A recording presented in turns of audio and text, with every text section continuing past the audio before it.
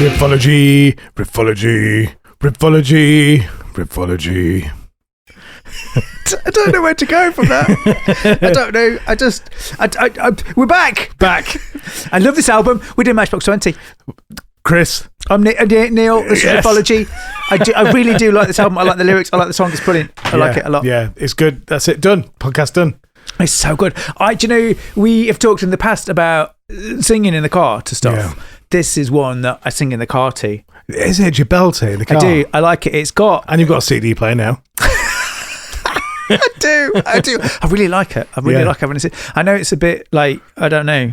Oh no, we're really old. I think we can embrace that. It's fine. There's just something really cool about putting a CD, a physical thing. Like the music's in the thing. Yeah. You hold the thing and you put the and it's like then the music comes out. Yeah. And it's like does it make it? It just noise? goes. Oh, does a chicka noise? Yeah, then it comes out. But what I will say is this album for me, yourself or someone like you. Yeah.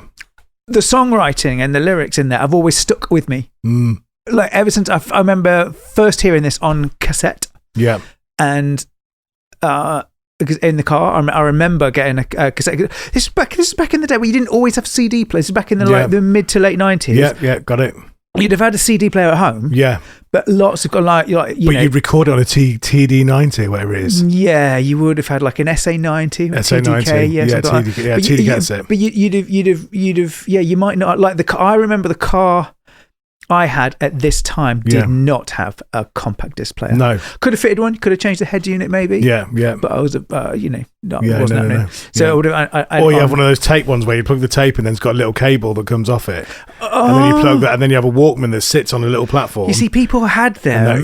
People had them. I didn't have them. Did you not? I had one of those, yeah. I just had the It was very important to me to have music. All the things in the car, yeah. All the toys. Your car always feels like I'm in a studio. You know what I mean? When your car, there's always cables and things. There's always like loads of cables everywhere. But no, I remember getting this on cassette, and I remember like listening through it like twice, and then a lot of the lyrics to a lot of the songs just like imprinted into your brain. Yeah, you know, like some songs take a couple of listens. No, this is straight there. It is. Like, every song's immediate on this. This one, the writing and the hooks, and it's the storytelling. Like you hear the song, you hear the first like bar of the song, for a couple of bars, and you're like, oh god, and you feel like you've known it forever. I go, where this is going, and then you're on that story, like the 3 a.m. or Push, or do you know what I mean? It's the story. It reminds me massively of Alanis Morissette. That ability to put you in a position and tell you, you know, like 3 a.m. for me is just epic. Just the way he weaves the lyrics, for that song and the story, and it's kind of all written about him caring for his mum when she was dying of cancer, and she wasn't well, and I don't know, there's just something about that just kind of hits you. It's just like, you know what I mean? It's just epic, absolutely epic. And tons of this stuff is like that for me, this record. It was, I always felt it's one of those records where there's a few records like this for me where I just kind of don't get that people don't like it. No. Like I literally can't, like I kind of feel like I'm going to have some kind of seizure. Yeah. When somebody tells me, if somebody says either I've never heard of it or I don't like it. Yeah. You know what I mean? And I'm just like, what do you mean? I don't. I think it's that good that I just don't understand how anybody can not love it. Yeah. It's bizarre. Yeah. And I also don't get how, like here in the UK, I think it sold like 20 million copies worldwide. It just didn't happen here. We didn't get it. Like I know a handful of people that know Matchbox 20, and like I guess are fans. Yeah. So my first ever band that I played with, was called Fade. Yeah. Then it was called Lightheaded for a bit as well. That's very 90s. Yeah. It was good. And it had Dave House in it. Oh, I like Housey. And it had Rich Enion and it had Eddie G. He's a drummer, isn't he, Enion? Yeah. Enion's a drummer, yeah. And Eddie G played bass. And they've just put the band back together again. There's Fade. a 3-piece. Yeah, well, I don't know what I think they're called Coat Bottom Lane, and that was what they used to be called when they were at school before I got involved. If that makes any sense at all. Okay. So they did like a band thing called Coat Bottom Lane, and they've just pulled it back together to do a little gig together. Because Housey was doing some stuff, wasn't he? On his own, he was doing some stuff. He did. That's Dave's Used Cars. Yes, that's it. Yeah, that was the Buffet Anxiety Project. I like that. But they did this song. They did Push. She said, I don't know if I've ever been good enough. I'm a little bit rusty and I think my head is caving in. And I don't know if I've ever been really loved by a hand that's touched me, and I feel like something's gonna give. And I'm a little bit angry. Well, this ain't over. No, not here. Not while I still need you around. You don't hold me. We might change it. Yeah, we just might feel good. I wanna push you around. Well, I will. I wanna push you down. Well, I will. I wanna take you for granted. I wanna take you for granted. I will.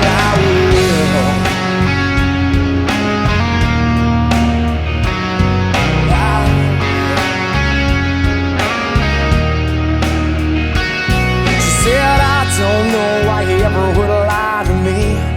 Like I'm a little untrusting when I think that the truth is gonna hurt you. And I don't know why you couldn't just stay with me. You couldn't stand to be near me when my face don't seem to wanna shine. Cause it's a little bit dirty. Oh well, don't just stand there. Say nice things to me. Cause I've been cheated, I've been wrong with you. You don't know me, yeah, well I can't change. Well, I won't do anything at all. I wanna push you around. Well, I will. I wanna push you down. Well, I will. I wanna take you for granted.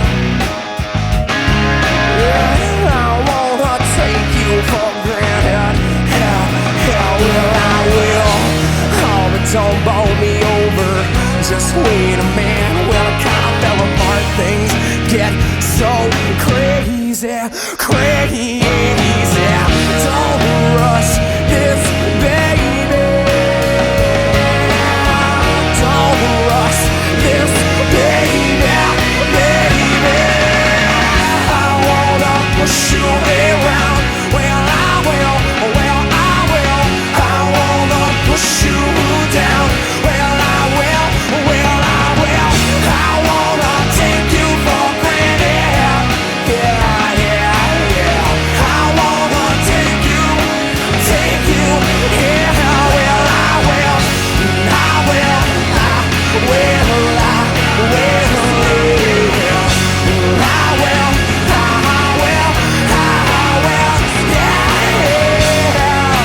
Push you around, drag you down. I wanna push you around. Well, I will. Like, I wrote a song about the idea of, like the way that I felt I was being done wrong in a relationship. But I kind of felt like me whining didn't sound as fun. So I thought, like, putting yourself in the other position and writing, about what you, and it was all emotional manipulation. If you go through the rest of the song, you can obviously tell that it's about, emotionally pushing somebody's buttons to try and see, how they're going to respond. But just, a lot of people don't listen to it. I mean, some people don't listen to it to the point where I've had people come to me and say, Push was my wedding song. And I'm just like, wow, you really never listened to it, did you? Because that's a horrible wedding song. You guys are doomed, But I was into heavy stuff. Yeah. So I was kind of like into the punky stuff, and they really like their kind of like pop rock. Because it's quite smooth. This is. Yeah. It's kind of. It got lumped. I think in the US, this got lumped into what would be post grunge. Yeah. But it's weird for me. It's like it's got like a different vibe to it. It's far more like Collective Soul, yes, or Third Eye Blind. It's that kind of. It's quite poppy. It's guitar-y. It's really easy. Do you know? I listened to another album this week, which again I'm really really keen to do, and that's America's Least Wanted by Ugly Kid Joe. Okay, yeah. And I was convinced. I thought that in my brain, I was thinking, I can't. Yeah, they're a similar time. Blah, blah, blah. Honestly, those records are so different. Yeah. Like the texture of those records. Like the Ugly Kid Joe is quite guitar-y and thick and driven, and do you know what I mean? It's got like a weight to it. Yeah. This just feels like effortless. It feels kind of like I don't know that it's quite. I'd say like, but I mean, it's a very polished record, very produced, very click. It was there's not a note out of place on this record. Doesn't sound like a rock and it doesn't sound like a rock and roll record. And I think that's why I didn't get it. I listen to it now and I go, I love all these guitar stuff. Like the acoustic sounds beautiful. Yeah, the electrics are crystal clear. And listening to it now, I go, actually, I don't know why I missed this. But then back in the day, I was thinking, actually, I like really gnarly stuff. I was just getting into heavy stuff. Yeah, I was just exploring Fear Factory and Korn and Green Day, The Offspring with My Diet, and so I was into that sort of sound, and it's a totally different animal. It is, and if you're into that stuff, you're not into this stuff. I think it's easy to forget, isn't it? Like it's weird, don't you think? Like now coming back to it, like, you can I feel like I can enjoy all of this music from the 90s, but at the time you couldn't. No, and like say for this one for me landed. They just kind of caught me by surprise a little bit. But again, it was really out of my sphere, really, this one was. This would have been I don't know. It's one of those albums that like makes you happy. Yeah. Whereas most of the music I liked was super heavy. Yeah. But this is one that I would have this is one that I would have put on in the car and sang to, and it would have kind of perked me up a little bit. Yeah, totally. And there is, do you not think as well? It's aged really well. Yeah, it really has. I think if is it 25 years old about now? Is it? I think so. It might be a bit longer. I think. Oh no, it's a bit longer. Yeah, 96. So you're dealing with That's 96, 96, 2006, 2016. 30 years old. 30 years old. Yeah. So that's a lot, isn't it? There's kind of a 90s feel to music at the minute, like new stuff that's coming out. I think you're right. And I think if people kind of dial back into this, I think they'd really enjoy it. I think there might be a bit of a resurgence. My youngest has been doing YouTube shorts. He likes Lego and Formula One. Yeah, and he's been doing like making of Lego and other bits and pieces, and he's been recording himself and putting it in the shorts. And they keep using 90s music. Yeah, a lot of Nirvana really and stuff. Yeah. And I keep hearing it and thinking, what are you doing? Yeah. And then you kind of go in like, and he's like, oh no, and he looks at me, he's really funny. He's like, what is this? Is this not a good Nirvana song? But yeah, I think there is a resurgence for sure. There's definitely a resurgence going on. My Facebook feed is full of really cool new bands at the minute that are in that, not necessarily all kind of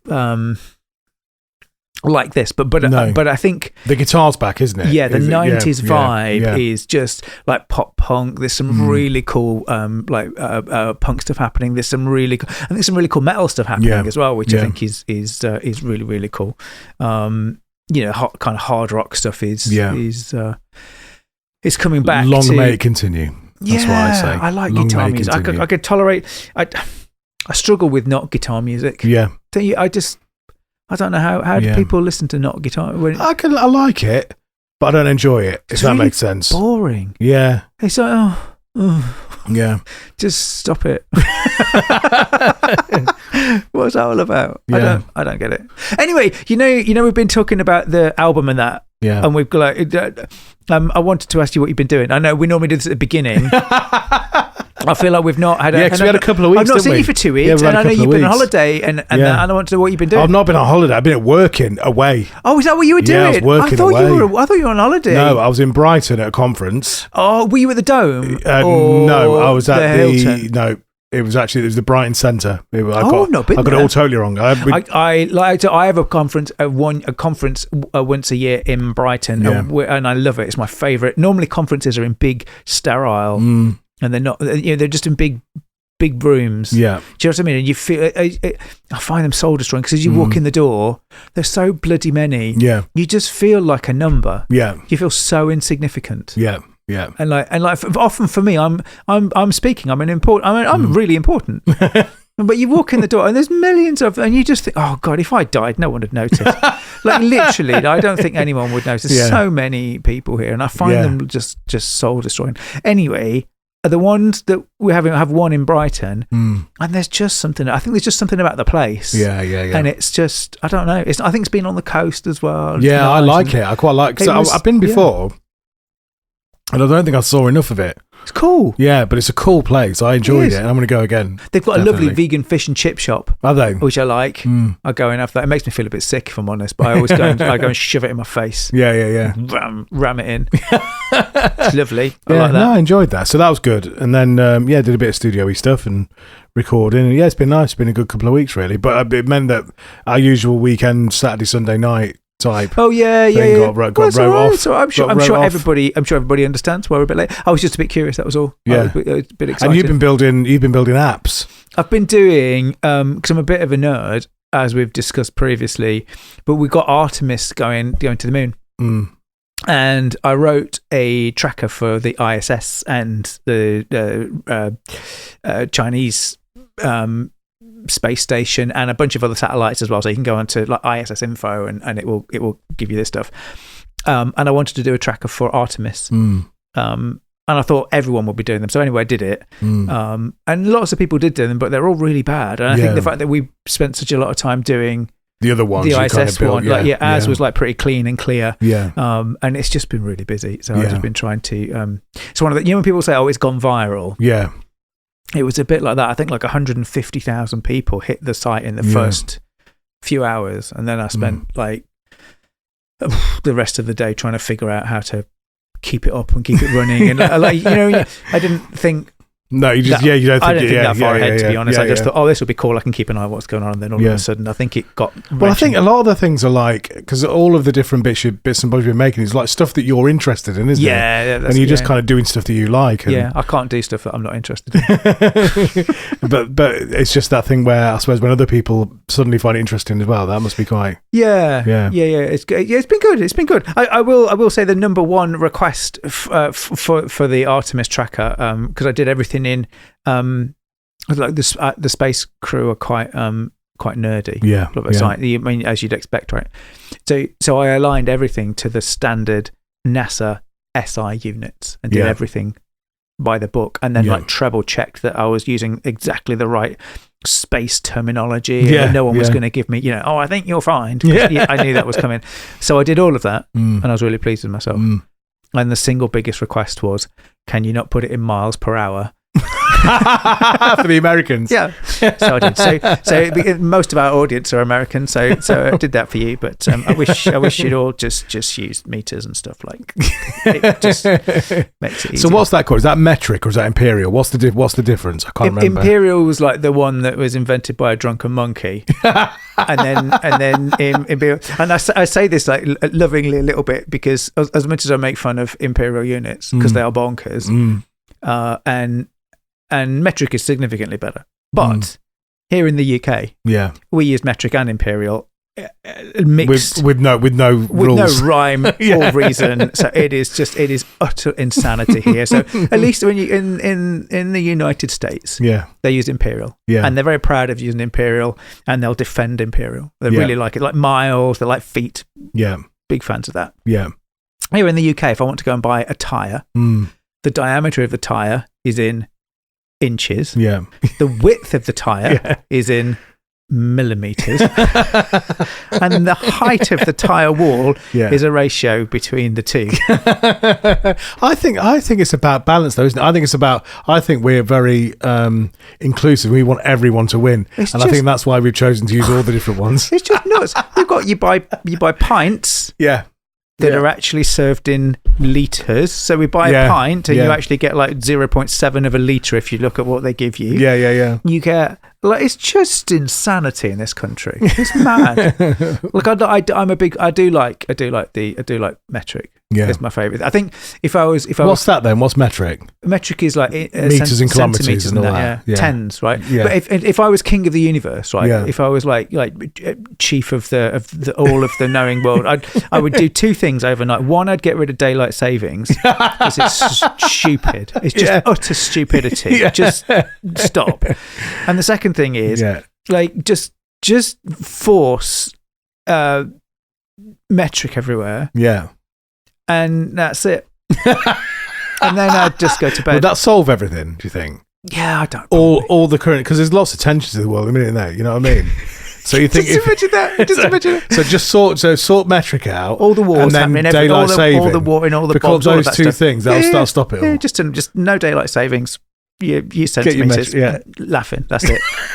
It would be Nobel Prize. It would be an absolute disaster. Do you know they didn't do it here in the UK? So there was a big push in the I was in the 70s or the 80s, something like that, to move to metric. Yeah, and they said that it wouldn't. Like, the British population are too stupid to switch from miles per hour to kilometers per hour, and that we would all just die. So we would get into our cars tomorrow and not be able to read the road signs and just all kill ourselves. Which I just think is brilliant. Yeah. That's a lot of faith, isn't it, in your populace? That's what that is. It's rubbish, isn't it? But yeah, no. So as much as I don't like Imperial, I think the US have got it right. Pick one. Just pick one. Stick with it. That's it. Just whatever you do, don't let them convince you that having both is a good thing, my American friends, because it's bloody well not.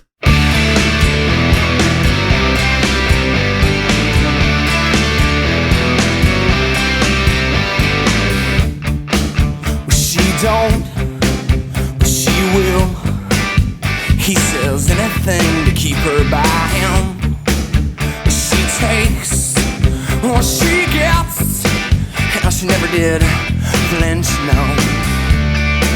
So over and over will anyone with any mind would think that's all she gets. If you want, you can get to know me well. We get along so we shouldn't argue, and I don't know, I don't know, all these feelings cloud up my reasoning, they cloud up my reasoning.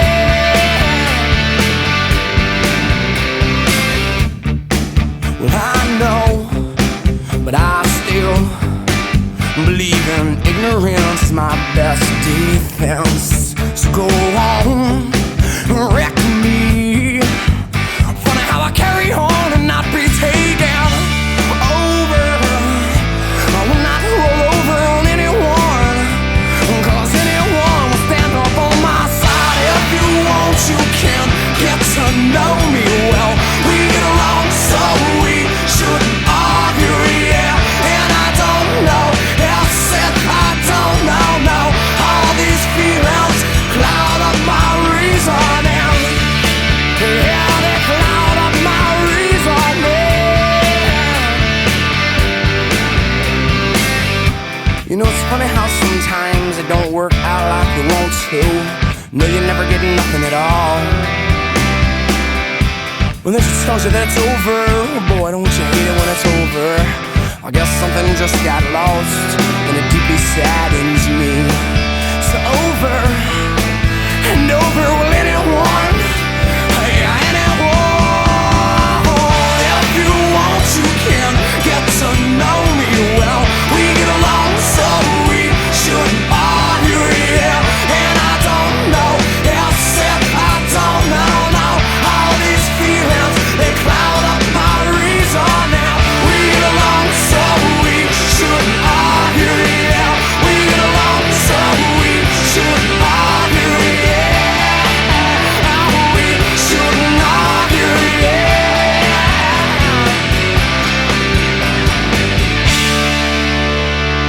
when you spend years, writing and working on a record and getting it together, and you're really proud of it and you put it out there.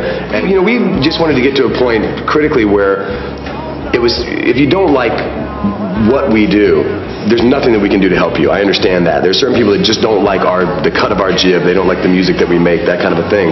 But I think that we've gotten to a point where we do what we do really, really well. And so I think over the years now we've gotten more reviewed on the way that we do what we do, and not so much, like we would get reviews of people that come to our show and they'll be like, the audience loves it, they sound just like the record, they put on a great show, they're a tight band, I friggin' hate them, and you're just like, well, that's not fair. But over the years, I mean, we've managed to have a lot of success. We've been really fortunate. We've been doing it long enough that we kind of know now when we put out a record, we have a certain group that we're putting that record out for. And so now, as getting into your 40s, you stop kind of playing the please love me game everywhere you go, like, come on, please, and you just put out your records and hope people come see you play, and then just get enough so that you can put out another record. Can we talk about Tabitha's Secret and all that lot, and labels and the formation of the band? So they were all in a band called Tabitha's Secret. I think. Were they all in it? Or was it just him? Rob was in it, but also Matt Soletic. Matt Soletic, the producer. He was a producer. Yeah. He was involved with Tabitha's Secret. I think he signed them. Yeah. Like he got them signed to a deal, Tabitha's Secret. And that was the kind of the band that Rob Thomas is in. There's a bunch of songs that ended up on Yourself or Someone Like You that were initially created. I guess Rob initially wrote them while he was in Tabitha's Secret. Yeah. But it's different guys, right?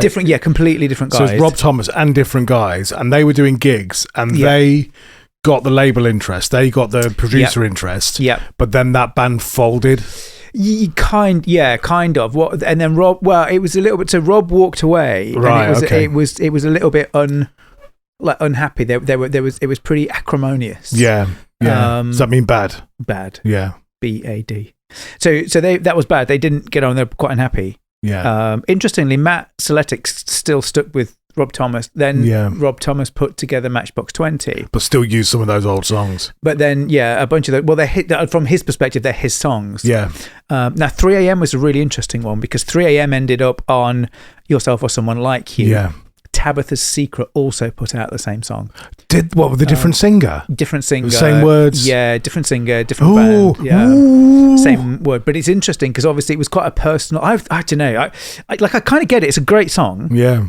But it's a song that Rob wrote about a personal experience to him. Yeah. And it's interesting. So I don't know. I don't know how I feel about it. Yeah.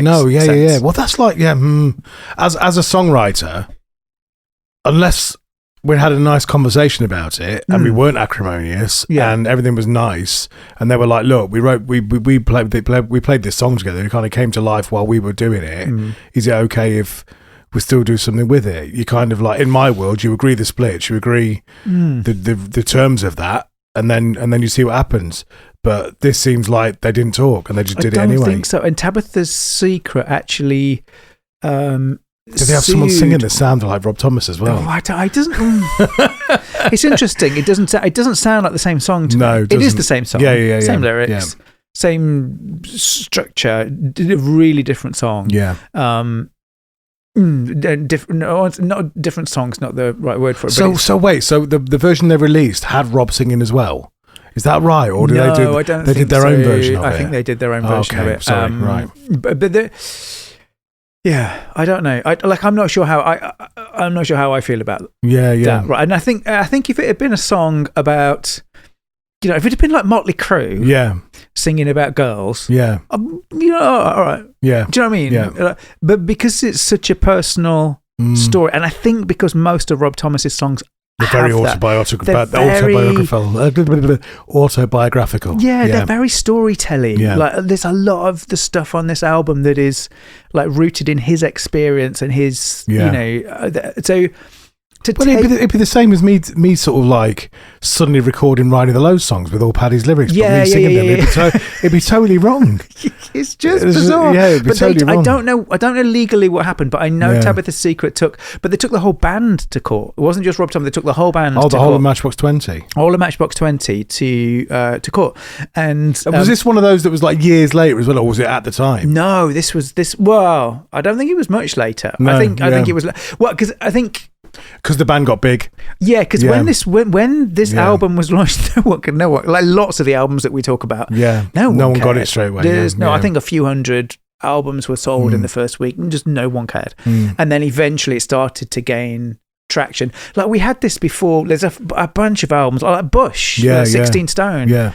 Was like this, where eventually they kind of get picked up on the radio, and then it makes sense, and then all of a sudden, okay, we get it. All of a sudden, like Come Down's massive and Glycerine. But that's what happened here is that no one really got it, and then eventually it started to, we did 16 Stone, didn't we? Yeah, I love that. I love that. Yeah, finally got that on CDs in my car. Yeah, on the compact disc. It's probably worth the saying that, like, if this is your first time listening to this, we've got quite a few of these now, haven't we? Yeah, got loads. And you're like, you might want to dive in. 80 and we're getting probably getting worse at it, but. There's some that they're absolute pearlers. I mean, it's worth it. It's worth it just to explore the lore of like fruit pastels and bongo cokes, to be honest. I mean, that's the if you don't know what fruit pastels and bongo cokes is, what are you even doing? Just go back and figure that out, because that's really cool. You'll get us moaning about being sick a lot, and old, and cold, and old, not being able to get up, wheeze. Wheeze. A lot of talking about wheeze, and going to gigs, and not going to gigs because you have to stand up. So you don't like that. That's good. It's just people. It's just us whinging, isn't it? Yeah, that's it. Praising the fruit pastels. Enjoying the bongo cokes, and which is good. Yeah, and we had bongo cokes tonight, didn't we? Actually, we didn't have to go to the shop. And we've got some of Lindsay's fruit pastels. Yeah. Thanks, Linz. So, thanks, Linz. Lindsay sent us some red and black fruit pastels, which we. But they've actually got them in. Well, the last time we went in, we had, because obviously there's a global shortage now of everything because of like the war. Yeah, but. Then maybe fruit pastels. The war. It sounds like, oh god, it's only fools and horses, isn't it? Yeah, the war. But I think we might be all right with fruit pastels for a bit. Yeah. Didn't you meet Mr. Roundtrees or something? No, there was a bid that I put in. For you were asking. Yeah. So see what happens with that. Yeah, we thought I thought we were going to meet the man who invented fruit. We're going to meet the person who invented fruit pastels. But I think what we'll do is, like, if it's a successful bid, that I put in, we'll ask. Then we'll say, like, look, do you also know that we like? Do you know who invented fruit pastels? That we also do a podcast, but it's really important that each week we have red and black fruit pastels. And actually, sometimes the shop doesn't have them. Would you like to send us some? God.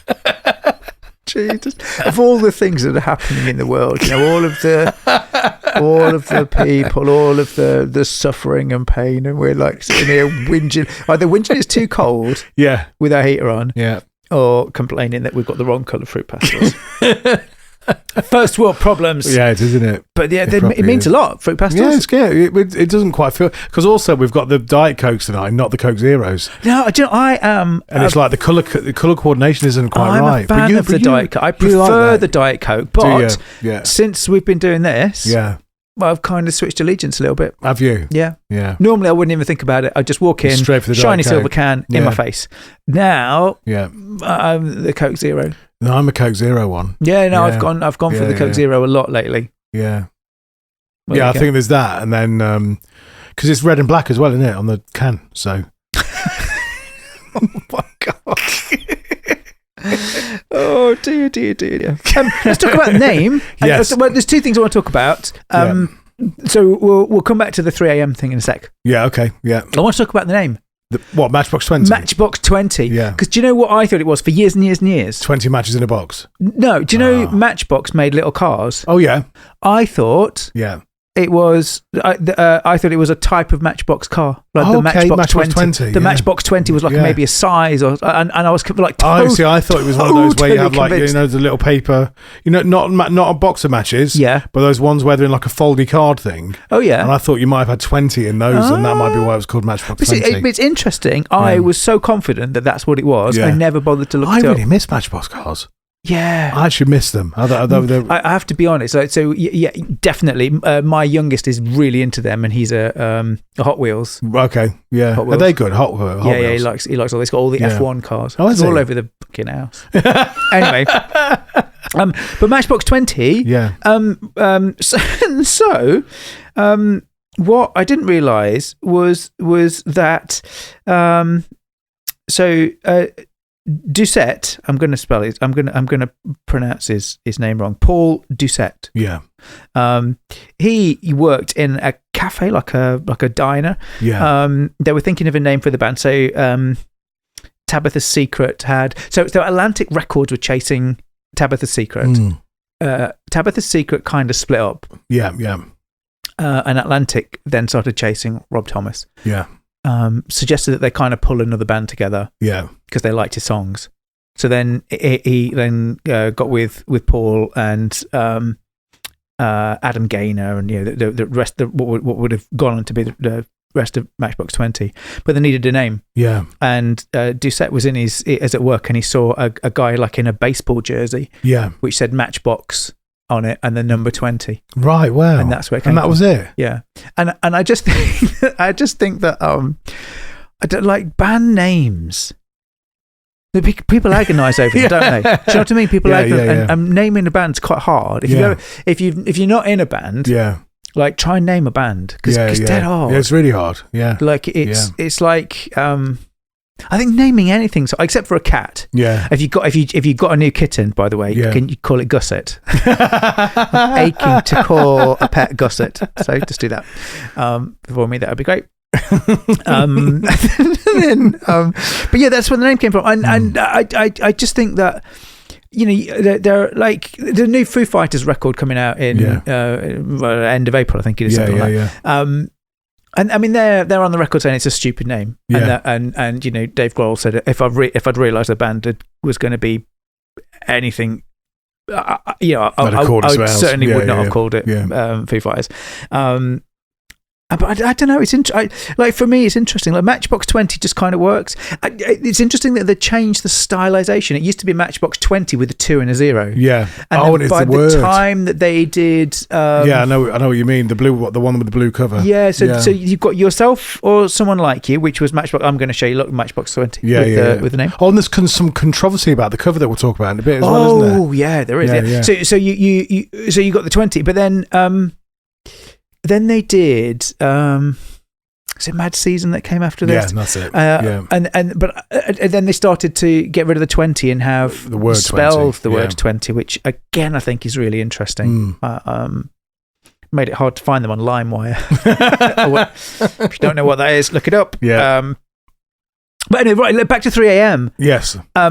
So we are going to play a little bit of the Tabitha's Secret. Yeah. And then you have done some whizzy. Yeah, I've edited them meldy. together. So I've done melding. Melding. So we're going to start with the Tabitha's Secret. Which is like welding, but for music. Oh my God. It's like forging. Forging. Everything. I write a lot of apps and code and stuff, and almost everything's got forge in the title. Yeah, it's got I like it. Yeah. Melding now. Yeah, melding. Yeah. Meld forge. Yeah. But yeah, so what Chris has done is essentially like weld forged the two together. So we're going to start with Tabitha's Secret version, which sounds really, if you've never heard it before, it sounds a bit weird. You'll recognise it. And then we're going to drop into the Matchbox 20 version. But they're in different keys, which is also strange. You don't like that, do you? No, because it's wrong. So I've cut the point in the song which is right. Yeah. But it jumps keys. It jumps up like a tone or something. Is that might be more semitone. I don't know what it is, but it jumps up a little bit, so it's a little bit jarring when it jumps. But it's good. It's the edit's all right. It's melded well. Shall we do it? It's well melded. God.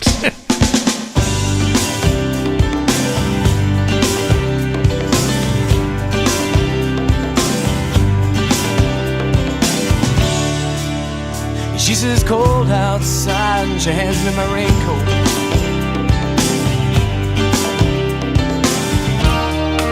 She's always worried about things like that.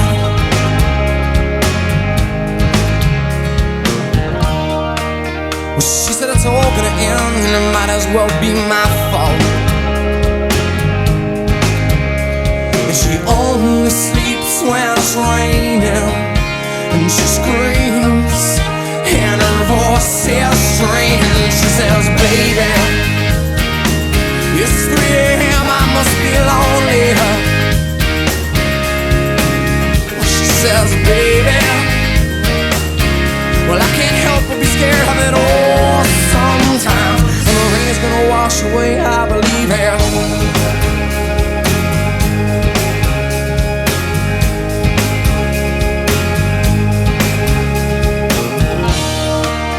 She's got a little bit of something, God, it's better than nothing.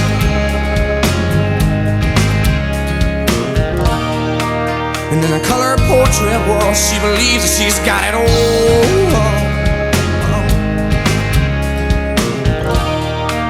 She swears the moon don't hang quite as high as it used to, and she only sleeps when it's raining, and she screams, and her voice is strange. And she says, baby, when it's 3 a.m., I must be lonely. Well, she says, baby, yeah. Well, I can't help but be scared of it all sometimes. And the rain's gonna wash away, I believe this.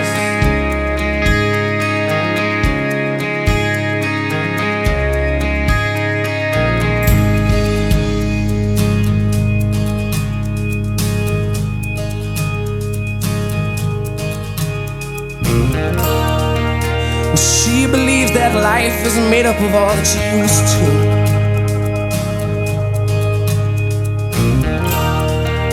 And the clock on the wall has been stuck at 3 for days and days. She thinks that happiness is a map that sits on her doorway. But outside, it stopped raining. She says, baby, well, it's 3 a.m., I must be lonely. Yeah, when she says, baby, yeah, well, I can't help but be scared of it all sometimes. And the rain's gonna wash away, I believe this. When it's 3 a.m., I must be lonely. Well, yeah, when she says, baby,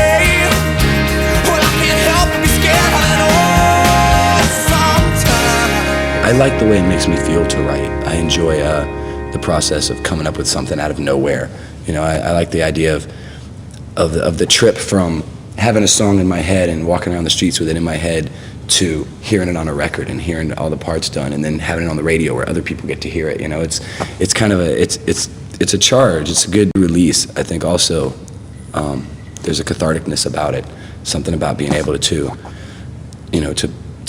take this, you know, like it jumbles up in your head and you get upset or you get mad or you get bogged down, and it's a good way to kind of sort it and take it out and put it over here. It leaves you kind of free the rest of the time to be okay, you know, and kind of goofy and fine and have no problems, you know. There's this songwriter language that I've heard every songwriter use at some point where they're playing, you know, and they've got the idea in their head and they're singing along and they're just, don't know you, why can't, don't you, and then maybe you'll keep coming back to, you don't know why, you know, you don't have any words yet, but these vowel sounds are coming out of your mouth, you know, little by little. I spend a lot of time with lyrics, I mean, down to the and the ifs and the ors, you know, I mean, like for me, the lyric is everything. I think that you have to figure out where you put yourself when you write a song, and always put yourself there every time you write a song, just to bring yourself back to just the joy of writing a song. You know, you have to kind of write it thinking that no one's ever going to hear it. Sometimes you sit down and it pours out of you just like it was already written, you know, and you're just singing it. And then sometimes it just takes months and months and months to get it put the way you want it. I get inspired by my wife. I think our life together, you know, like our life has kind of become my muse in a way. You have to marry somebody pretty special, I think, to put up with that, you know, somebody that, like, we can have an argument and then she has to listen to it on our record, you know, all the time. You know, I figure if I wasn't doing this for a living, I would still be doing it. I would just be doing it, you know, in a crap club and not getting paid a lot of money for it, because I'm really not good at anything else. Like, I don't know anything else. I've kind of put myself out on the line here. This is it. So we mentioned the cover before. and it was controversial. Controversial. I don't think it was controversial at the time. No, because it was not a problem. It was one of these like Nirvana where the young man on the cover. It's totally normal to show a young boy's penis in a water thing, like totes normal. Yeah, Couldn't get away with that now, could you? No, couldn't do it now. But he, when he was older, he didn't like it, so he sued him, didn't he? Yeah. And I think a similar thing happened with the Matchbox 20 man. Yeah, the dude is called Frank Torres. And it's really interesting. Of course, they asked him if he would. So he's walking down the street and they got a photo of him. Is that right? Something yeah. Like that. So it was taken by Catherine Thomas, no relation to Rob. No relation. With art direction and design by Valerie Wagner, and the band photos in the album and in the CD cover. If you've got the CD, I've got the CD. You can have a look inside it, and there's pictures of the band, and they're by Chris Cafaro. But the man on the cover is Frank Torres. Now, where it gets interesting is that he was walking down the street. They asked him to pose for a photograph, which he did. He said he never consented for his, photograph to be used. Obviously, they got used. So they said, "Can we take a photo?" Yeah, but they didn't say, "Can we use it for an album?" Yeah, cover? so they didn't so he claims that they never he didn't sign like a release or anything like that. And this was in the 90s. You didn't do that in the 90s. Like, no, imagine now you would have to. In the 90s, you didn't do that. No, I wasn't. Anyway, but was it the same thing as like with the other band, and suddenly this band's getting big? So everyone's kind of vulturing around and going, right, how can I get some money out of this? Do you remember when we talked about this a little bit with Pink Floyd? Yeah. You know, like on the wall, when you had the kids choir singing, and then you had Claire Torres on Great Gig in the Sky. Yeah. I mean, famously, Claire Torres wasn't even credited on the song. Never mind paid. They bunged her like a tenner and bought her a meal deal and told her to get lost. Do you know what I mean? And she wasn't credited on the song or anything. But I think it's interesting. I think here, this band are nowhere. There is no band really. There's no money. No. They got a deal from Atlantic, so there would have been like a few quid to go and pull things together. Yeah. But they certainly weren't rolling in money. And my gut feeling is no one was expecting what was coming, so they didn't sign the release and all that stuff. And anyway, Frank Torres is the guy that's on the cover, who took them to court essentially. Yeah. It was interesting because there was a massive delay. I don't think it was like something like 2006, 2005, 2006. Yeah. He'd put legal action, so he did his. So it's a good 10 years photograph later. In like would have been like 95, I guess, and then. The album came out. No one really cared. Eventually, obviously, he got bigger. And then by 2005, clearly he's realised that there's some money to be made here. Yeah. And then goes after them for some cash. So I don't know what happened to the lawsuit. I did read about it. I couldn't find. I think he died. He died in 2016. Yeah, I think he died before anything really came of it. Which is, it's a bit of a shame, really. Yeah. I don't know. It's cool. It's a cool album, I think. Cool album cover. It's one of those album covers that I wonder if that's has an impact on how the band feel about the record, though. You know, like... Oh, right. It gives them a bad taste in the mouth when they think about it because of that legal challenge or whatever, or because of like 3 a.m. And I wonder if it taints the kind of feeling around a song or a record. There's a lovely bit I've heard Rob Thomas in interviews. He always seems really pragmatic to me. But there's a lovely bit where I heard him, and he was saying that he said you have to develop a really thick skin. Like you can't let this stuff get to you. Yeah. Because he said once the band got big, we just seemed to like a magnet for criticism. Like everybody felt they had got the right to tell us.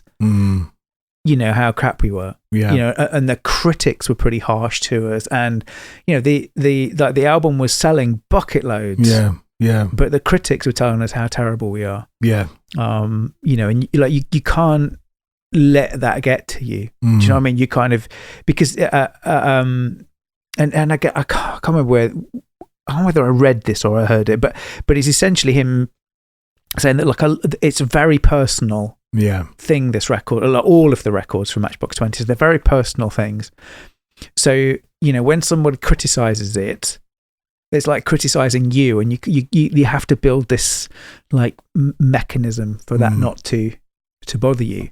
And like actually, I'm going to go on a bit of a slight tangent, but famously, the track "Push" was used in the new Barbie movie. Yes, yeah. And I think, and again, I saw a lovely snippet from Rob Thomas saying that when he got the call, he just assumed that they were going to be like the butt of the joke, right? There was going to be this kind of joke about whatever, about it being old fashioned or whatever, or dude culture or whatever. Yeah. And it doesn't kind of land in quite that way. I think Matchbox 20 come out of it quite well. They come out of it kind of liking Ken in the movie and liking the song, right? I think it's kind of an interesting thing. But yeah, I think the band get more like hate than they deserve. Yeah, it's not quite in the same league as Nickelback. Yeah, but it's that kind of thing where it's kind of like, well, they're making loads of money, so it's totally cool to just beat trash them. Yeah. But yeah, it's interesting listening to Rob Thomas talk about it in this. He said it's a skill. It's a skill you need to learn. Yeah, you write these really personal lyrics, and songs, and then put them out in the world. And then people feel they've got a right to rip them apart. Yeah, I don't know if I deal with that very well. I'm quite mardy.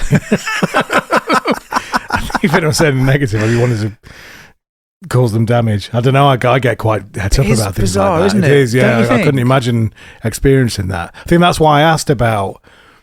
I wonder whether it's sort of tainted their feeling around the album or the songs anyway. But it sounds like, as you say, the dude's built a bit of a mechanism to help him to sort of deal with that. I think so.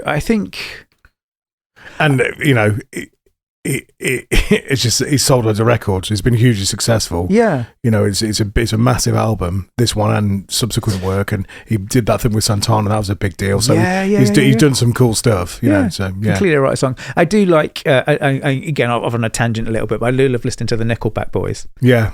Like what we don't take this that seriously. Why is everyone else taking this so seriously? Like we just like we got in a band to have a good time. Yeah.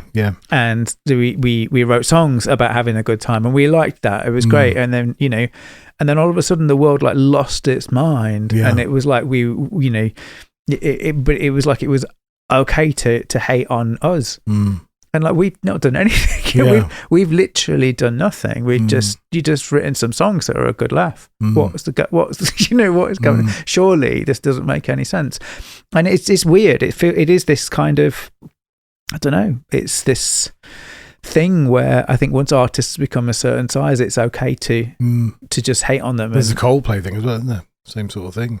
God, I hate Coldplay. I saw that woman, the Coldplay Kissatron thing. Oh yes, and that couple were there, and then that was just still one of my favourite things where they just kind of slink down. But she's back in the press, right? She's kind of resurfaced back in the press, saying that she was disappointed with how Gwyneth Paltrow reacted to it. How weird. Just everyone's got strange. Just, I do think that's brutal though, isn't it? Imagine being like everywhere, like what would you do? Yeah. I mean, what do you like? Yeah. Do you know what I mean? Your face is everywhere. How do you? And it's the bit, I suppose, it's the bit where people are making memes out of you. Yeah, that's the one, isn't it? If you can make memes, make a meme out of me. I quite fancy being famous.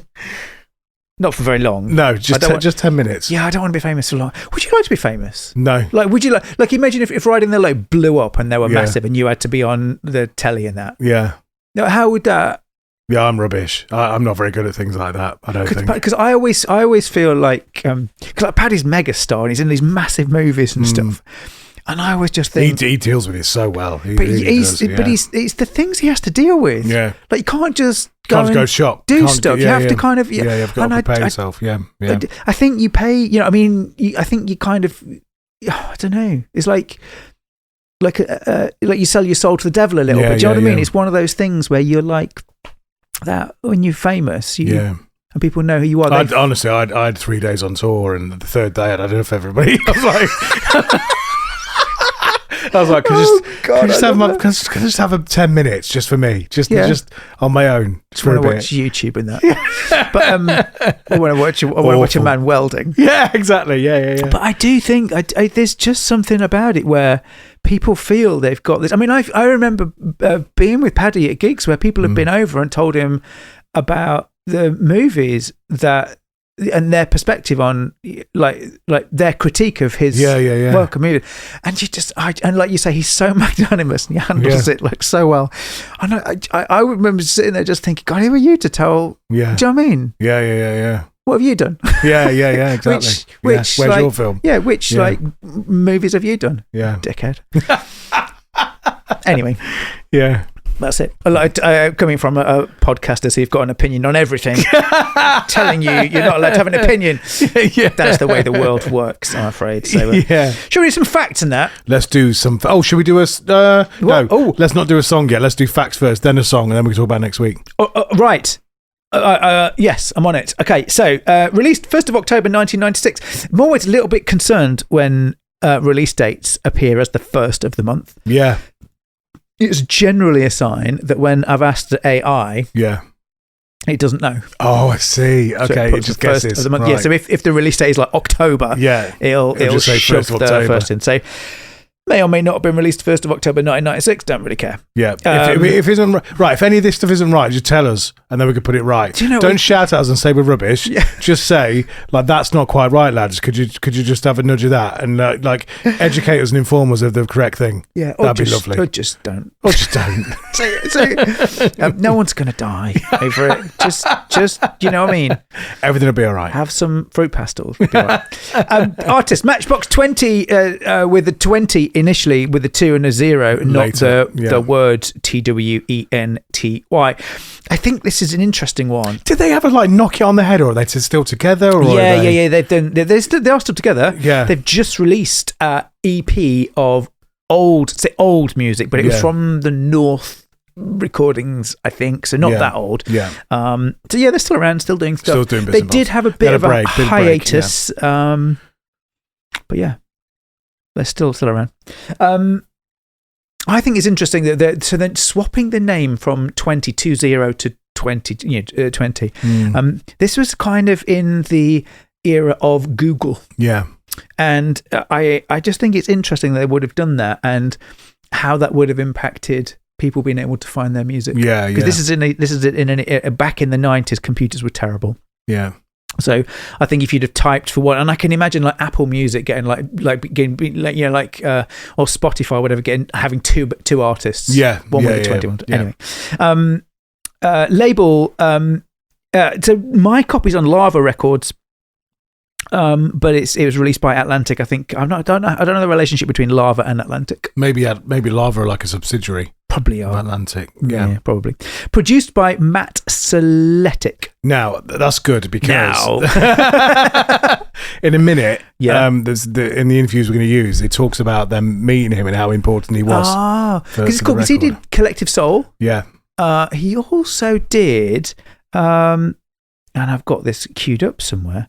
I'm just going to have a quick look for you. Guess he did a really big thing. Guess what he did? A big one? Yeah, guess what he did? Oh, I don't know now. Do you want me to tell you what he did? Go on then. He produced the song I Don't Want to Miss a Thing. Oh, really? By Aerosmith. Yeah. That's a massive tune. Armageddon. Which I liked a lot. That was a good song, that was. Yeah. They didn't write that. That was a female songwriter. She wrote loads of hits. But Aerosmith didn't actually write that song. Used loads of songwriters, and they were properly songwriter. They were one of the first, I think, that kind of got into that. But he also did a bunch of stuff with so he was producing Tabitha's Secret. But he also, as a teenager, Seletic joined a band with members of Collective Soul. Right, interesting. And he also produced them. I really like Collective Soul. Yeah. They're a band that I listen to when things aren't going very well. Yeah.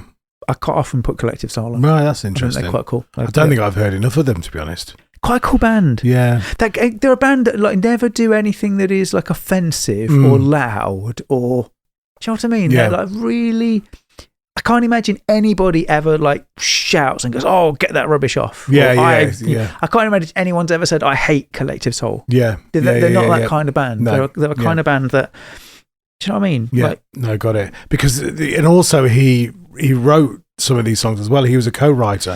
He was. That's very, very true. I'll get to that in a bit. But yeah, he did. He did stuff on, I think he did 3 a.m. Yeah. So I wonder if it was like parts. Maybe he came up with some parts or something that were quite integral to the song or something. I mean, you'll probably know more about this, but I just imagine he, as in the studio, just got ideas. Yeah, you know, just like, oh, hang on, have we tried doing this? Yeah, maybe. Yeah. Well, there you go. It was recorded at Triclops Recording in Atlanta, Georgia. Do you know what Atlanta's famous for? For me, why do I know about Atlanta? Sport. No, it's because The Walking Dead was recorded there. Oh, really? And I like that. Oh, right. No, I haven't watched it. Zombies. I got halfway through series 2 and went, oh. Yeah.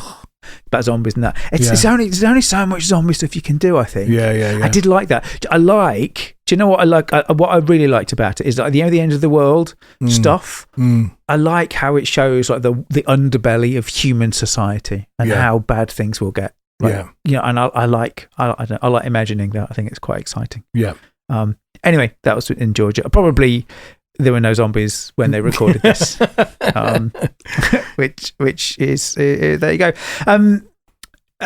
Interesting. The track. It says 12 tracks on the standard edition and 15 on the deluxe edition. I did some looking online to try and find a copy of the deluxe edition on the compact disc. Yeah, can't find it. Right. Okay. I have a funny feeling. I don't know whether just it's just the streaming online thing. Yeah, I don't know. But yeah, 46 minutes long. I would say of those 46 minutes, there's more. You know, when you said earlier about the immediacy of this record, it doesn't take many listens, and it goes quite quick. First 46 minutes, 4 or 5 tracks are just bangers. They're all like heavy singles, and then the tail end of the record are kind of these like slow burn. It's like you've got kind of like Cody, and you've got like this. I did like the end of the record. It's phenomenal for me. It's got those big poppy hooks at the beginning, the big singles, and then it kind of every listen through you kind of enjoy a little bit more of the album, and then a little bit more, and a little bit. It's really, really nicely done. Didn't sell any copies when it was launched. Eventually sold. It was 12 times platinum in Australia, 10 times platinum in Canada, 8 times platinum in New Zealand, 5 times platinum, and in the UK it was gold. Which I think is like 500. Yeah, it's not copies. Comparatively, it's not many, is it? It's not. 15 million copies sold worldwide. Yeah, big record. Which is big for a record. Singles: Long Day, Push, 3 a.m., Real World, and Back to Good. Yeah, it's just banger after huge songs, banger. And the time when selling that amount of records and get that's a big impact on your wallet. That at that point in time. It was a big, there's a lot of, around that kind of mid-90s to late 90s period, sort of into those early 2000s, there was a lot of money to be made in music. Well, this would have been, like, it wasn't peak CD, but it was CD. Do you know what I mean? Lots of CDs were being sold. So the music itself was making money, not just... Because it kind of went into games after this. Yeah, and it went into like film a little bit, like your TV. Yeah, so at this point in time, buying the physical media, everyone made like a few quid of selling it. Yeah, and then of course, by the time you got to like 2003, 4, 5, or whatever, no one bought physical media. Everyone bought streaming, and then no one got any money. Except for iTunes probably started to. Everyone talks about Spotify killing it. It was probably iTunes that killed it because you got like 79p per single. Yeah, you know what I mean. And so, but you didn't have the manufacturing costs. That's your trade-off, isn't it? That is true. I suppose. And that's the thing with streaming as well. The trade-off is you've got worldwide distribution at the click of a button for free, effectively, discoverability, and all of that stuff. Yeah, but you don't make any money off the back. So it's a real catch-22. It isn't it? It is. I think the way I've heard it spoken about is that as an artist, you really want to treat streaming as PR. Yeah, you want to treat it not as sales, or you want to treat it as a vinyl's come back in a vengeance, hasn't it? Now, which I quite like. I really like that. There'd been a couple of kids' parties, and I was bored waiting for the kids to finish, so I bogged off to the record shop. Yeah, and when I came back, one of the mums was there, and she was probably like, "Where have you been?" I've been to the record shop. And she was like, "Where's the record shop?" And then she went to the record shop. And it was just interesting that, like, I think you wouldn't have had to go back like many, 3-4 years, and in like a mainstream, like your mainstream friends wouldn't have done. No, absolutely wouldn't have done that. Do you know what I mean? And it's just, I don't know. So I like that. I like the fact that stuff's kind of coming. I like the fact that music is valuable to some degree, what I mean, and it's not invaluable in like monetary terms, I guess, but it's just the fact that people are prepared to and the thing is that I think we're going to have a resurgence pretty shortly of people being interested in music again because of the levy that's starting to come in, which is big, like in football, how the big clubs pay for Sunday league stuff, and money filters down. The same thing's happening in the music industry now. So your big arena tours and all that sort of stuff, there's like a quid of every ticket is going into this pot, which then is being distributed out to the grassroots. Yeah, it's difficult if you think about it. It's really hard to imagine how bands will. Unless you're middle class, you've got no talent pipeline. That's the thing. Is music will become a very middle class thing because it wouldn't be accessible for working class people. I guess you need the money, but you're right. But it's like if there are no venues to go and practice, you can't have a scene, and you can't have people, and you can't practice. And that's what it's about. It's about building those ecosystems. It's crazy, about isn't building it? those. You don't get the opportunities to go and do it. So, in fact, I've got my top 10. So the album was originally titled "The Woodshed Diaries." I didn't know that to read in the blog. And in fact, 3,500 copies were pressed. With that title? They were never released. But Thomas and Doucette were at Cafe Largo in LA, and they heard a singer say, "This song is for you," or "Someone like you." And they loved it so much, they begged the record label to change the title. How mad is that? Imagine that. Yeah. I think it's nuts.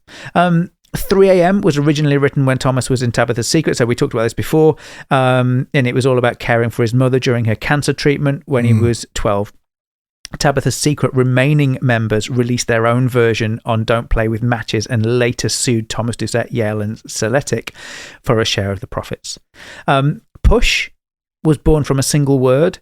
So when they were Rob Thomas and Seletic were in a hotel room, and he opened a book and told Rob Thomas to point at a random word, and the word was rusty. That element, I'm a little bit rusty. It's the lyrics and the way he plays with lyrics and the way he's able to do that kind of stuff. Do you know what I mean? It's like just playing with words, but it kind of touches you as well. It's because you hear those lyrics and you like internalize, and you just like, that means something to me. Do you know what I mean? That although Rob Thomas wrote that song, that it kind of feels like it touches you. You can a bit like Alanis Morissette and a bunch of others where they write these they write these stories, for want of a better description, in the song, and you like everybody can feel some kind of connection to it. I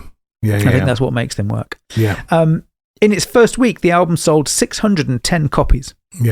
Which is crazy. Hardly any in comparison. I mean, if you sold that many as these days, that's quite a good number. But certainly back then it was hardly anything. It's mad, isn't it? Neither Push nor 3 a.m. were eligible to appear on the Billboard Hot 100 because Atlantic refused to release them as commercial singles. Crazy. The album was selling too well to risk cannibalizing sales, and pre-1998 rules required a physical single release for Hot 100. That's crazy. That's crazy. So they didn't release a single, even though their massive tunes. Eventually, did, pushing 3 AM weren't. They didn't want to go there. Frank Torres, the man on the cover we talked about already, sued them in 2005, saying he never consented to his image being used on the cover. He said the photo caused him emotional distress. I'm not sure it would cause me emotional distress. Anyway, the band rehearsed for a solid month in a storage shed in Orlando before entering the studio. The recording sessions in Atlanta took 6 weeks, which is quick, isn't it? Yeah, I think for such a polished record. Yeah, no, absolutely. Producer Matt Seletic played keyboards and percussion on the record. He co-wrote "Push" and "Girl Like That." His brother Dean Seletic and Tabitha Kalema served as assistant co-producer. I didn't know his brother was involved in the record doing this. Yeah. Rob Thomas grew up listening to country, so Willie Nelson and Merle Haggard. When early reviewers suggested there was a Southern influence in the band's sound, Thomas was initially amused, being the only Southerner in the group, before realising those Nashville storytelling instincts had genuinely shaped his writing. And I think there is definitely something here, something that kind of Southern writing. Yeah. Talked about this a little bit as well. The band's name from a softball jersey. Paul Doucette spotted Matchbox and the number 20 on someone's shirt at a restaurant, and that's where the name came from. And in 2023, Ryan Gosling recorded a cover of Push for the Barbie soundtrack for the song in the movie. Push caused absolute chaos when it was released. All of the because they thought it was about domestic abuse feminists, or something. Yeah, there was a huge feminist kind of thing, like an anti-feminist. Glorifying violence. And Rob Thomas had to go and have loads of interviews explaining that that's not what it was about. The other way around, and that he was there was kind of, he was the subject of the abusive relationship and not the other way around, which is I think it's fascinating. Yeah, it is. There's that assumption, isn't there, where it just feels, or because he's singing, maybe because the expectation is that the kind of male is the one pushing the female around. But I thought that was really interesting. No, it's fascinating. Yeah. And that's it for facts. That's what I've got for facts for this album. Adam Gaynor, as well, I'll say as well. Adam Gaynor was in. He left in 2004. The band went on hiatus in 2004 when Adam left. Now, I wasn't sure what happened, but I did some reading. Now, Adam Gaynor, although he left Matchbox 20, he formed the Matchbox 20 Foundation and has done loads of fundraising and charity work and stuff like that. So I kind of just get the feeling that he just didn't want to be in a band anymore. But he didn't, like, he wasn't acrimonious or... Yeah, I know what that means now. Yeah, acrimonious. That's interesting. And there's a few bands that have done Foundation, like Make Yourself Foundation with Incubus, isn't it? There's a few that have done that sort of thing. I think, it's interesting as well. I think there was a bunch of bands that followed after this as well. I think or were in the same group, that kind of post-grunge stuff. So like Lifehouse, remember Hinder, them. I quite liked Hinder, Train. I'd love to do Train.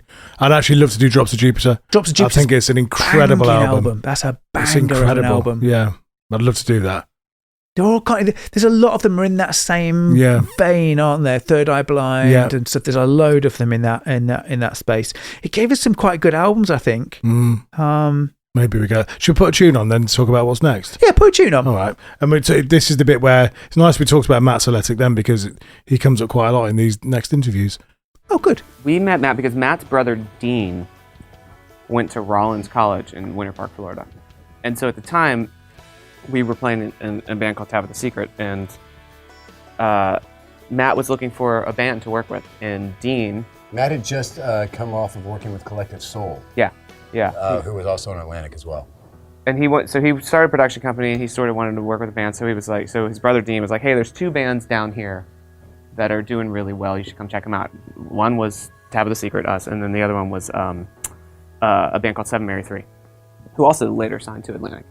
And we just connected with Matt. Yeah, when we started with Matt, it was, listen, I don't know what's gonna happen, but why don't we get together and re-record these 4 songs or 5 songs for an EP, and then try and shop on the EP, because up until this point, we had just had our local demo of a cassette, right? Because there was no website, so like when you're trying to get signed, you'd have a folder and inside you tape a cassette with a bio, some bumper stickers. Picture of you standing by the train tracks. Definitely, or in front of a brick wall. Yeah, brick wall. And then you have flyers, I guess, just to show people that you actually did play live. Yeah. Like put flyers from your previous gigs, in there, and that was kind of the whole package. So, Matt came and was like, listen, these songs are good, you guys are good, these recordings are horrible. It's sitting by the overcoat, the second shelf, the note she wrote that I can't bring myself to throw away. And I also reach the set for no one else but you, 'cause you won't turn away when someone else is gone. I'm sorry about the attitude I need to give when I'm with you, but no one else will take this shit from me. And I'm so terrified of no one else but me. I'm here all the time, I won't go away. Yeah, it's me. Yeah, well, I can't get myself to go away. Hey, it's me. And I can't get myself to go away. Oh God, I shouldn't feel this way now.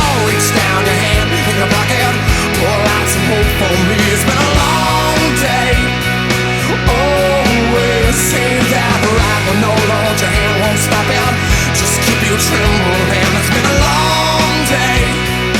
Always say that right.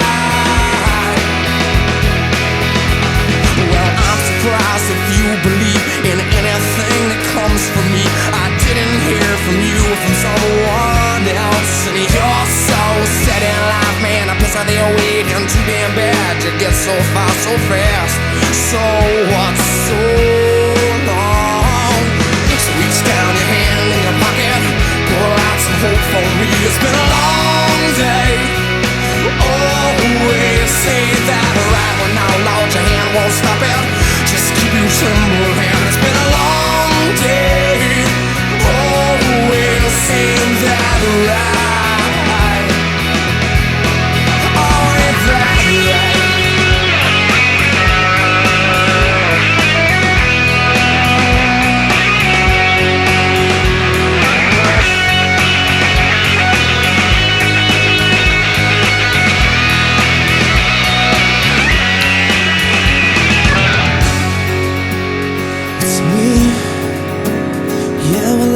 Get myself to go away.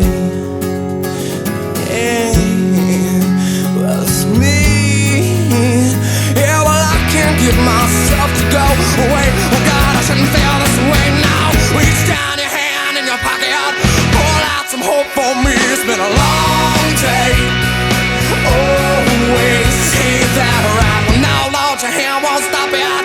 Just keep you trembling. It's been a long day. Always say that right, yeah. Reach down your hand in your pocket, will. Reach down your hand right now. It's been a long day. Always say that right. Reach down your hand in your pocket, will. Reach down your hand right now. It's been a long day. Always say that right. Oh, ain't that right? Well, ain't that right, right on child. Right on child.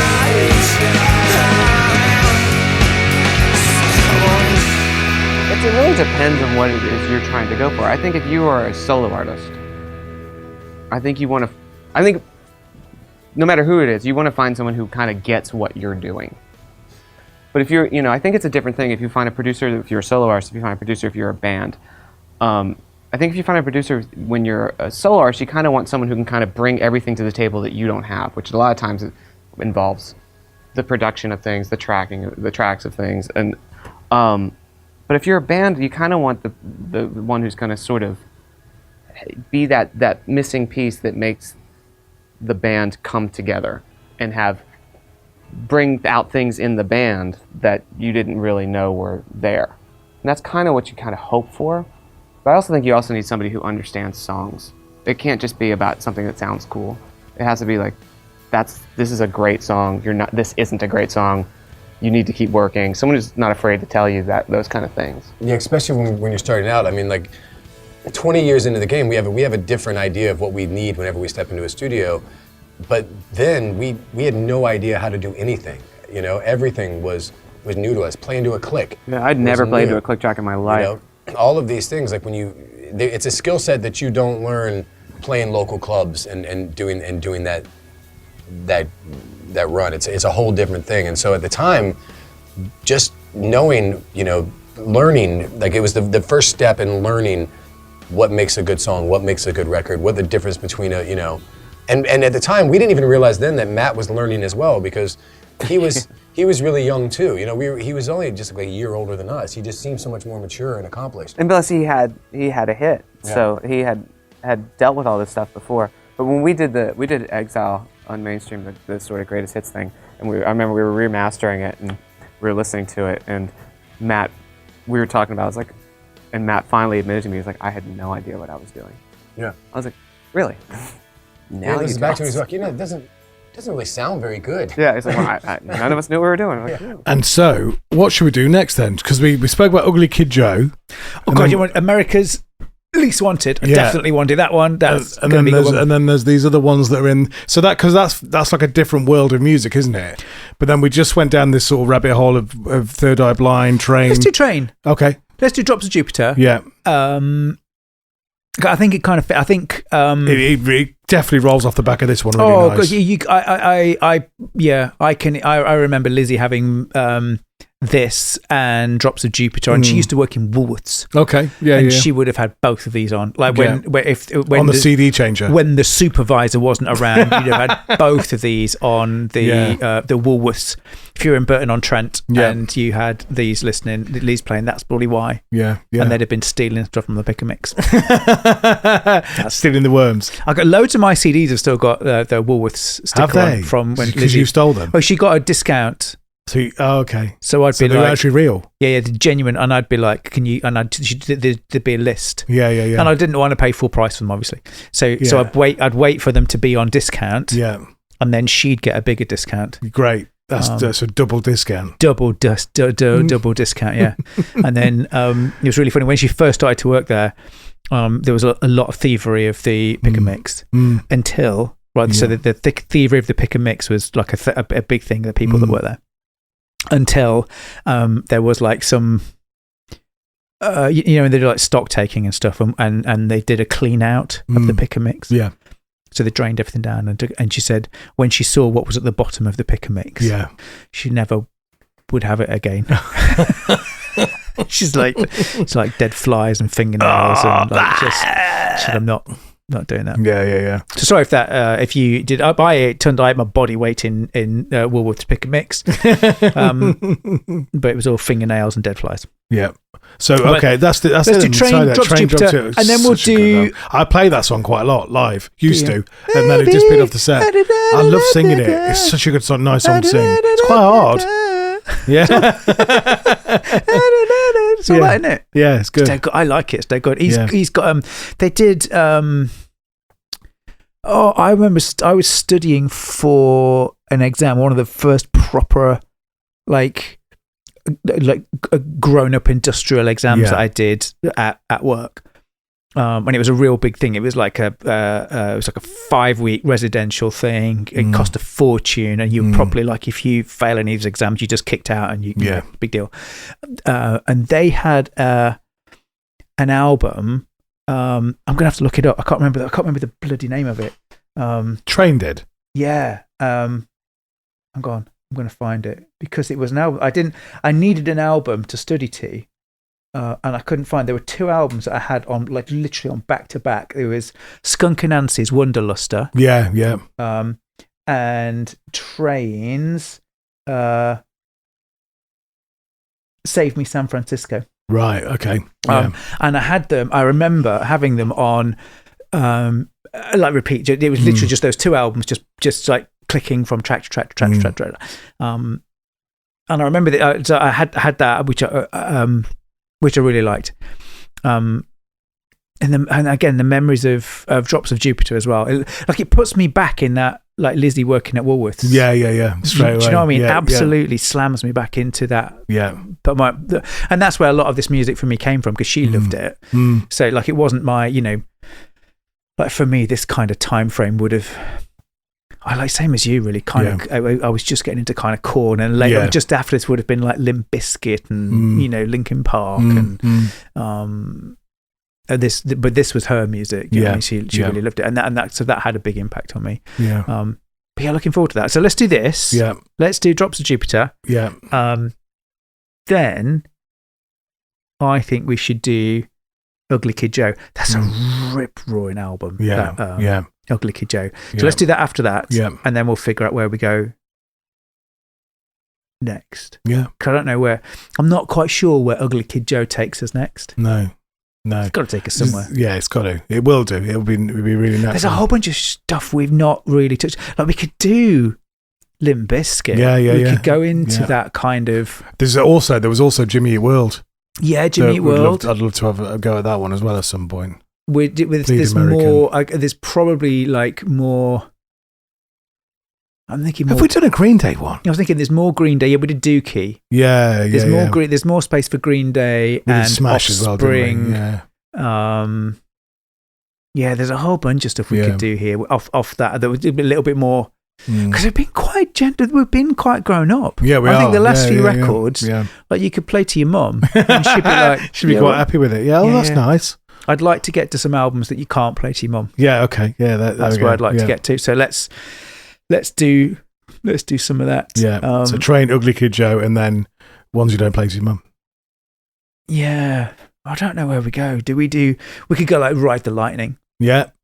We could go, like say, we could go do some more Green Day, Offspring, Hole. Yeah. I like Hole. Yeah. Let's talk about Hole at the minute, isn't there? Did we do a Hole? I haven't done a Hole. No, we did do a Hole one. Did we do a Hole one? I think we've done it. I'll have to look. I think we did. Yeah. No, we've done Hole. We'll have to look. Yeah. And see what we can come We're at that point now, aren't we? We've got to look through the archives, see what we've done. Well, and also there's albums that we can do now that we couldn't previously. So because of the new. Yeah, actually, Ugly Train's one of those. Yeah. Train's a 2001 one. Ugly Kid Joe might take us into Buck Cherry. Yeah. Which would be really cool. Yeah. I'd love to do a Donnas. Yeah. I love the Donnas. The Donnas, again, that's another one. Their music I scream along to in the car.